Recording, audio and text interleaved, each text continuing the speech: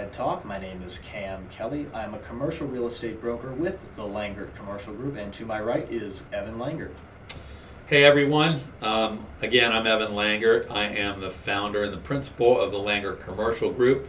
We are a team of commercial real estate brokers and agents here in Maryland. We serve all of Maryland, DC and Northern Virginia, and we've even done deals up and down the East Coast.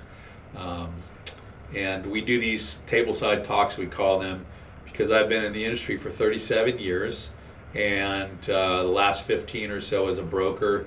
But prior to that, I was an attorney. I was, in fact, the head transactional attorney for the eastern half of the U.S. for a publicly traded REIT for 9 years. So there's a lot of experience there, a lot of deals that I've seen, a lot of knowledge just amassed over a long period of time.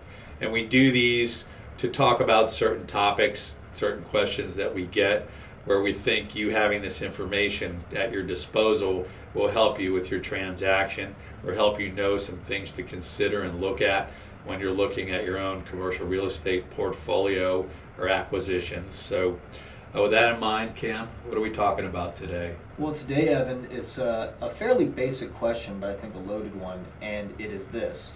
How is the commercial real estate market?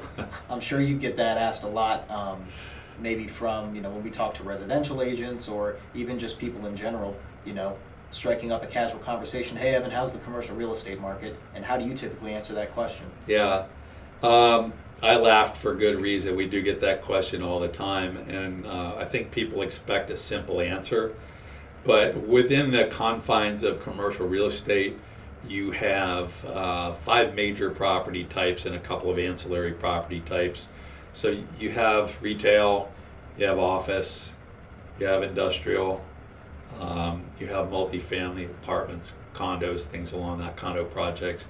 And then you also have hospitality, which is hotels and motels. Besides that, you've got land, you've got houses of worship and churches, marinas, other specialty properties. And then we're right in between, our offices are in between 2 major metropolitan areas, that being the Washington, D.C. major metropolitan area and the Baltimore major metropolitan area, and really some secondary markets pretty close, like Annapolis, and the Tysons Corner, Virginia, and the Rockville-Bethesda corridor that are almost their own markets. And so I'm going to take the past couple of years when we've been through COVID. Certain things were decimated. A lot of office properties, not decimated as much as a lot of people predicted, but a lot of office properties in certain areas are down to, say, 20% vacancy or up to 20% vacancy, some a little higher. And then there are other areas where, it's 10 or 15. I've even seen one area in Anne Arundel County where it's 5%. So there's some variety there. Also, you've got A-class office, B-class office, C-class office. Those letters are being replaced now oftentimes with 5-star rating systems. So A office does not perform typically the same as C office. And something in Bethesda might be quite different than something that's in Annapolis, which might be quite different than something that's in Tysons Corner. And so, we had, over the past couple of years, industrial was going crazy. A lot of online sales. And so people that are doing online sales, they need warehouse space to store their goods. Then we had these supply chain interruptions. And so people looked at it and said, well, I can't make any money because I can't store anything so I can't sell anything. And so a lot of those folks elected to overorder, and to get more warehouse space so that they would have something to sell. Now they might have to charge more for it, but at least, whatever it is, an appliance for the home or whatever, they can't say, well, I can't sell you any because we don't have any.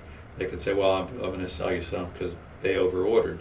So a lot of the supply got eaten up with those types of things. And so actually a couple of years ago, maybe less than that, in the area and even nationally, warehouse space was trading at cap rates I've never even seen. They were so low, which means they're worth more.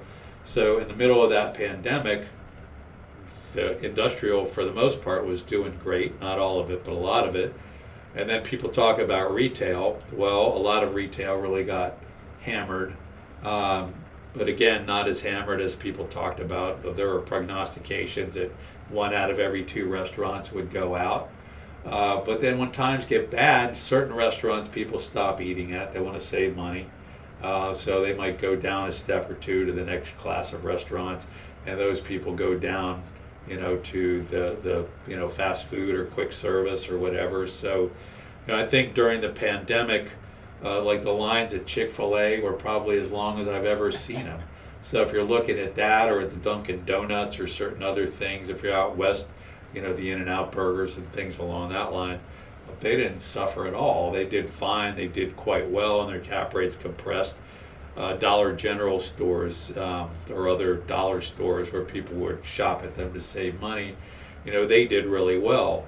So we try to answer as much as we can, but typically my response when somebody says, I'm sorry, I always laugh at that question, how's the commercial real estate market doing? It's a bunch of markets. It's all those different product types. It's all these different areas. How's multifamily doing in downtown Baltimore versus Bethesda? 2 different questions.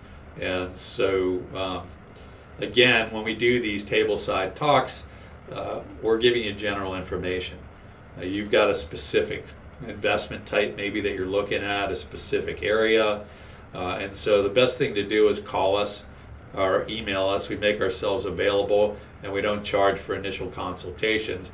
That way, instead of just how is the commercial real estate market, you could say, so what are your thoughts on the, C level multifamily market in downtown Baltimore? And that's a more specific question, or, how's office space doing in downtown Bethesda, or whatever your question might be. Then we can give you an answer that means a lot more than if we just answered how's the commercial real estate market. So again, Evan Langer, Cam Kelly with the Langer Commercial Group. Looking forward to speaking with you and helping you more specifically with your issues. Have a great day. Thanks, folks. Bye.